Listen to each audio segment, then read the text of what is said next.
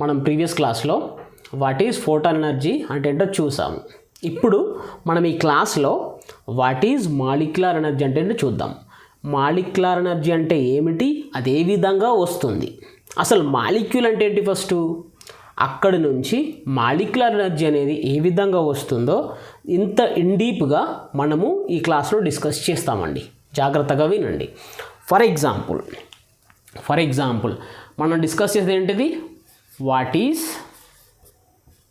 Is molecular energy, అంతేనా? C, ఇక్కడ ఒక కార్బన్ ఆటం ఉంది, ఒక హైడ్రోజన్ ఆటం ఉంది, ఒక ఆక్సిజన్ ఆటం ఉంది. ఈ 3 ఆటమ్స్ కలిసి ఏం ఫామ్ చేస్తాయి? ఆటమ్స్ కలిసి ఫామ్ చేసేది ఏంటి? మాలిక్యూల్. ఆ మాలిక్యూల్ ఏంటి? Methanol. For example methanol. 3 individual atoms కలిసి ఒక మాలిక్యూల్ ఏర్పరిచింది. ఈ మాలిక్యూల్ ఏంటి? Methanol molecules. ఈ మిథనాల్స్ ఒకదానికొకటి n నెంబర్ ఆఫ్ మిథనాల్స్ కలిసి మనకి ఏర్పరిచేది ఏంటి? మాలిక్యూల్స్. ఈ మాలిక్యూల్స్ని మనం ఏమంటామంటే శాంపుల్ అంటాము లేదా మ్యాటర్ అంటాము. రైట్. ఇప్పుడు ఈ మాలిక్యూల్స్ ఎలా ఫామ్ అయింది? నెంబర్ ఆఫ్ మిథనాల్ మాలిక్యూల్ ఒకదానికొకటి కలవడం వలన మనకు మాలిక్యూల్స్ ఫామ్ అయింది. ఈ మిథనాల్ ఎలా ఫామ్ అయింది? నెంబర్ ఆఫ్ ఆటమ్స్ ఒకదానికొకటి కలవడం వలన మిథనాల్ మాలిక్యూల్ ఏర్పడింది. అంటే మనకు ఆబ్వియస్లీ ఆరిజిన్ ఈ మాలిక్యూల్ ఏర్పడాలంటే ఇనిషియల్గా మనకు కలవాల్సినవి ఏంటివి? ఆటమ్స్. అంటే ఆటమ్స్ నుంచే మాలిక్యూల్స్ ఏర్పడుతున్నాయి. మన శాంపిల్లో ఉన్నాయి కూడా ఫైనల్గా ఏంటివి అని అంటే ఆటమ్స్ అండి. మన శాంపిల్లో ఫైనల్గా ఉండేవి ఏంటి అండి? ఆటమ్స్. ఈ ఆటమ్స్ నుంచి మనకి మాలిక్యులర్ ఎనర్జీ అనేది ప్రొడ్యూస్ అవుతుంది. అది ఏ విధంగా అనేది చూద్దాము. సి, ఒక ఆటం నుండి మాలిక్యులర్ ఎనర్జీ అనేది ప్రొడ్యూస్ అవ్వాలనంటే 3 రకాలుగా ప్రొడ్యూస్ అవుతుందండి. 3 రకాలుగా ప్రొడ్యూస్ అవుతుంది. దాంట్లో ఫస్ట్ వన్ వచ్చేసి ఎలక్ట్రాన్స్ ద్వారా మాలిక్యులర్ ఎనర్జీ ప్రొడ్యూస్ అవుతుంది. సెకండ్, వైబ్రేషన్స్ వల్ల. థర్డ్ వన్ ఈజ్ రొటేషన్స్ వల్ల కూడా మనకి మాలిక్యులర్ ఎనర్జీ అనేది ప్రొడ్యూస్ అవుతుంది.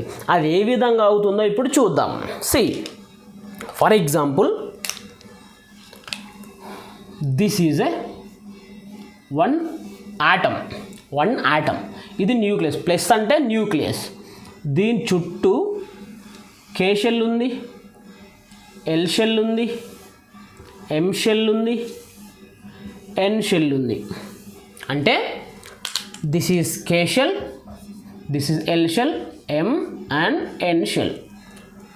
మనం ఏమనుకున్నాం? దీన్ని సమ్ ఎక్స్ ఆటమ్ అనుకున్నాం కదా. ఏదో ఒకటి, కార్బనే కావచ్చు, హైడ్రోజనే కావచ్చు, ఆక్సిజనే కావచ్చు, సల్ఫరే కావచ్చు, ఫాస్ఫరసే కావచ్చు, ఏదైనా కావచ్చు. ఇది ఒక ఆటమ్ అనుకున్నాము. ఈ ఆటంలో ఇక్కడ ఒక ఎలక్ట్రాన్ ఉందనుకుందామండి. ఈ ఎలక్ట్రాన్ అనేటిది దీని యొక్క వేలెన్సీ షెల్లో స్టేబుల్గా ఉంటుందా అంటే అస్సలకే ఉండదు. ఏమవుతుంది? నాట్ ఓన్లీ వేలెన్సీ షెల్, ప్రతి షెల్లో ఉన్న ఎలక్ట్రాన్స్ కూడా కంటిన్యూస్గా ఈ న్యూక్లియస్ చుట్టూ రొటేట్ అవుతూనే ఉంటాయి. ఫర్ ఎగ్జాంపుల్, ఇక్కడ ఉన్నటువంటి electron after milliseconds, fraction of సెకండ్స్లలో ఇక్కడికి వచ్చేస్తుంది. మళ్ళీ కోసేపు అయ్యాక ఇక్కడికి వచ్చేస్తుంది. అంటే ఈ విధంగా న్యూక్లియస్ చుట్టూ కంటిన్యూస్గా ఎలక్ట్రాన్స్ అనేటివి రొటేట్ అవ్వడం వలన, తిరగడం వలన మనకు జనరేట్ అయ్యే ఎనర్జీనే ఎలక్ట్రానిక్ ఎనర్జీ అండి.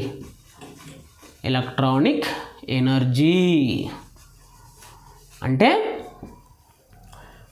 First factor is clear. Electrons ద్వారా మాలిక్యులర్ ఎనర్జీ ఏ విధంగా వస్తుంది అని అంటే న్యూక్లియస్ చుట్టూ ఎలక్ట్రాన్స్ రొటేట్ అవ్వడం వలన ఈ ఎలక్ట్రాన్స్ ఎలక్ట్రానిక్ ఎనర్జీని క్రియేట్ చేశాయి. ఈ ఎలక్ట్రానిక్ ఎనర్జీ అనేది one of the part of molecular energy. Molecular ఎనర్జీలో ఎలక్ట్రానిక్ ఎనర్జీ కూడా భాగమే, పార్టే. సో ఎలక్ట్రాన్స్ నుంచి ఏ విధంగా వచ్చిందో మనకు అర్థమైంది. నెక్స్ట్ ఏంటి? వైబ్రేషన్స్. వైబ్రేషన్స్ వల్ల మాలిక్యులర్ ఎనర్జీ అనేది ఏ విధంగా వస్తుందంటే చూడండి, ఇది ఒక వెజిటేబుల్ బ్యాలెన్స్ అండి. Vegetable balance. దీంట్లో 1 kg టమాటోస్ ఉన్నాయి, దీంట్లో 1 kg టమాటోస్ ఉన్నాయి.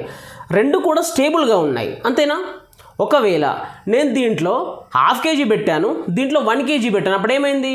1/2 kg ఉన్నది పైకి వెళ్ళిపోతుంది, 1 kg ఉన్నది కిందికి వచ్చేస్తుంది కదా. అంటే ఇట్లా పైకి కిందికి రావడం వలన మనం దాంట్లో ఈ విధంగా చిన్న చిన్న మోషన్స్ మనం గమనిస్తూ ఉంటాము. వీటిని ఏమంటామంటే మన కెమిస్ట్రీ పాయింట్ ఆఫ్ వ్యూలో వైబ్రేషన్స్ అంటామండి. వైబ్రేషన్స్ అంటాము. చూడండి, వైబ్రేషన్స్కి బ్యాలెన్స్కి ఇంటర్లింక్ ఎందుకు చేశానో చూడండి. See, for example, this is hydrogen atom bonded with another hydrogen atom. దీని యొక్క మాలిక్యులర్ వెయిట్ ఎంత?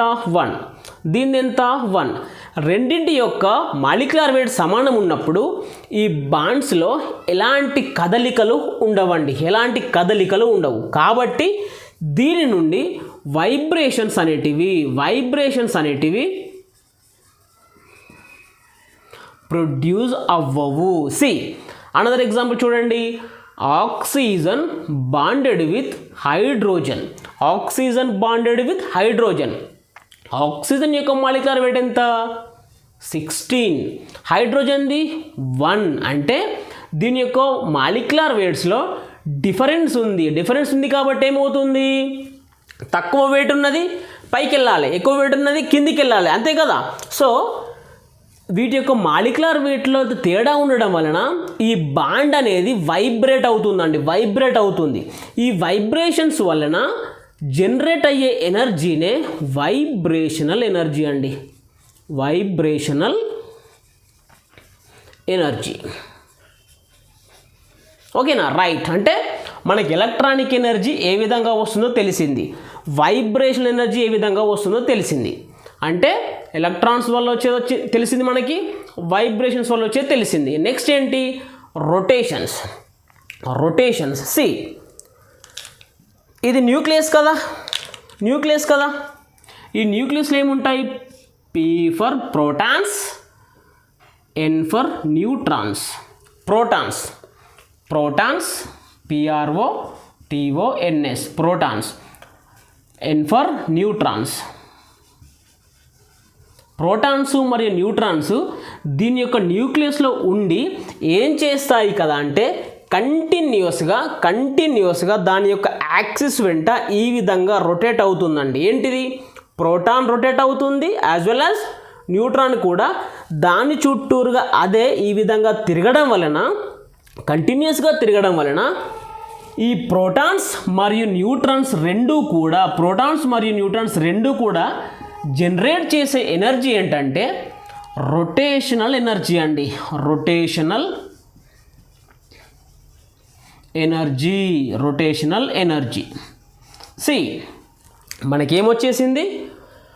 First energy electronic energy, second ఏంటిది? వైబ్రేషనల్ ఎనర్జీ, థర్డ్ ఏంటి?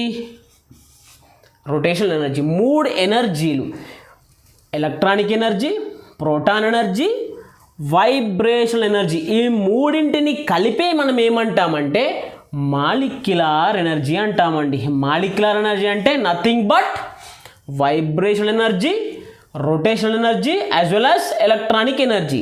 అంటే ఏ విధంగా రాసుకోవచ్చు మనము చూడండి. Molecular energy is equal to electronic energy plus vibrational energy plus rotational energy. ఈ మూడింటిని కలిపే మనము మాలిక్యులర్ ఎనర్జీ అంటాము.